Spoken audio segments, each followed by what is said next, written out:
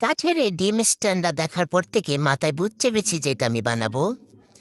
এই যে নিয়ে নিলাম হোয়াইট প্লাস্টিক বোর্ড, মুরগি আঁকলাম। জানি না মুরগিটা কেমন হয়েছে, অবশ্যই আপনারা জানাবেন। তারপর কাটলাম, দেখা যায় যেমন সহজ, কেটে ফেললাম, কিন্তু না, কাটতে গিয়ে আমার হাত ব্যথা হয়ে গেছে। তারপর নিচের স্ট্যান্ডটা কাটলাম। তারপর আমার হাজবেন্ডকে দিয়ে অনেক কাজ করালাম বেটাকে দিয়ে। বেটা আবার আমার অনেক হেল্প করেছে, তাই জন্য বেটাকে ধন্যবাদ।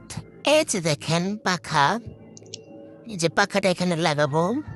তারপর এই যে ডিমের স্ট্যান্ডে এই যে ডিম রাখার যে জায়গাগুলো, এগুলো আমার হাজবেন্ড বসে বসে অনেক ধৈর্য নিয়ে বানিয়ে দিয়েছে।